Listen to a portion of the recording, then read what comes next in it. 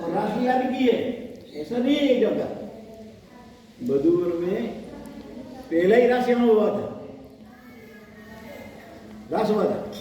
तो रास माने क्या समझते आप? रसो वैश्य, रस का जो समूह है उसको रास कहते हैं। रस का जो समूह है उसको रास कहते हैं। तो रास में कौन जावे? प्रभु के समय में रास में कौन जावे, वो बात करनी थी। तो बताया कि गोपियों जावे, तो गोपियों क्यों जावे? तो गोपियों कैसी थी? वो भी रस में थी। तो संसार में कोई रस नहीं था उसमें, जो अपने संसार में पड़े हुए ने ऐसा रस नहीं था। वैसी गोपियां थी, निर्मोही थी, कोई इच्छा नहीं थी उसकी। तो ऐसी गोपियां थी, उसके साथ ठाकुर ने रास किया। और महाप्रभु जी ने अष्टाक्षर दिए है। कौन सा दिए है? अष्टाक्षर दिए है। अष्टाक्षर कौन सा शब्द है? 8 शब्द है। उसका कैसे मैं एक बार बोलूंगा, आपको सबको 5 बार बोलेंगे। श्री कृष्ण शरण मम, यानी श्री कृष्ण शरण मम। बोलना बहुत जरूरी है। तो आप हब नहीं बोलेंगे तो क्या हो जाएंगे?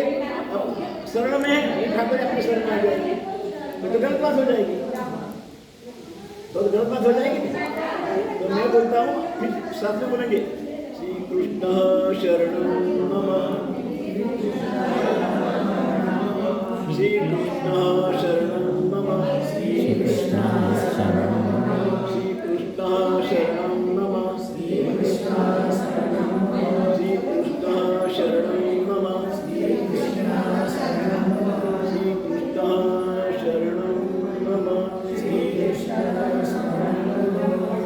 तो अभी कभी सामने सामने कोई प्रश्न मिल जाए तो अपने जैसे कृष्ण बोलते हैं, तो सामने मिल जाए बिल्कुल। एक बहन जी बताया कि जो ठाकुर समूह जारी बढ़ते तो क्यों बढ़ते हैं? तो क्यों बढ़ते हैं ऐसे बताते हैं।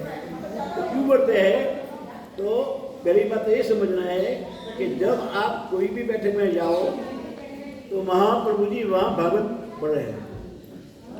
क्या पढ़ रहे हैं? तो यहाँ आके कोई कोलाहल नहीं करना है।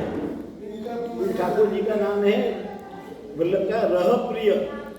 रह प्रिय यानी एकांत है, एकांत में रहने वाले वो। तो जहाँ जहाँ बैठे गए अपनी, कोई तालाब पर है, कोई झाड़ी में है, कहाँ भी गांव में नहीं है। रह प्रिय यानी एकांत प्रिय। तो जब बैठक में जाए कम बोलना, बने तक मौन रखना। और झाजी के क्या बात है?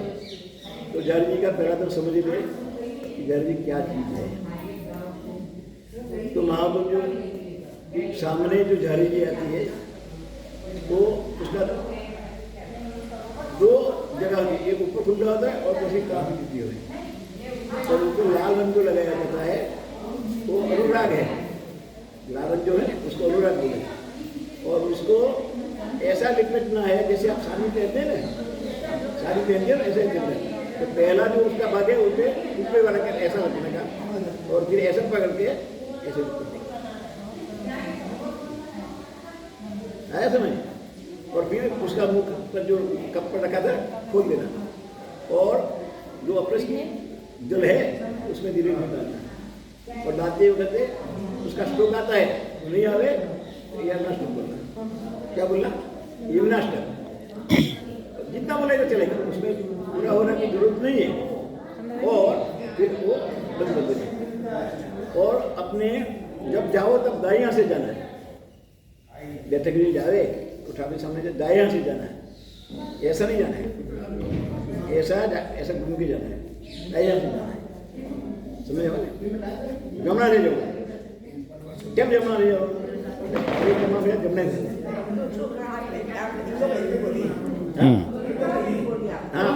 तो जब गाड़ी भरे तो कैसे जाना ठाकुर सब कैसे जाना है? तो बाया से नहीं जाना है, जमुना से गाड़ी भर के आगे जाना। और वो कभी याद रखना है कि जारी का जल्द नहीं करे, उसको ज्यादा हलाना नहीं है। हाँ, एक भी बात नहीं जाना चाहिए कि वो जो जल है तो ये अपना जल है। ठाकुर संत जब करेंगे आप तो ये स्वभाव है कि यमुना जी वहाँ आ गई, तो जारी जी में यमुना जी आ गई, तो यमुना जी क्या कहेगी कि जैसे ठाकुर जी ने हमको प्रेम दियो है ऐसो प्रेम ये वैष्णव को भी दो। जारी बनने का एक महत्व है, समझ आया? जारी बनने का महत्व है कि जैसे अपने जल भरो है यमुना जी को जल है, तो जैसे ठाकुर जी को प्रिय है यमुना जी, ऐसो उनको भी ये वैष्णव को भी साथ में ले लो प्रेम। तो ये याद करना है। और जल्दी ऐसे बढ़ते हैं कभी भी फट पड़ के लग जा रहे वहाँ पर ले, इसीलिए जारी बन रही है। और जारी बनने की बहुत उदाहरण करने की जरूरत नहीं है। तो एक ही साथ 10 आदमी 10 को जारी बनने की जरूरत नहीं है। अपने मार्ग में ऐसा है एक बड़े बड़ा कोई भी है ऐसा सबको धर ले बनने की जरूरत नहीं है। हाँ जी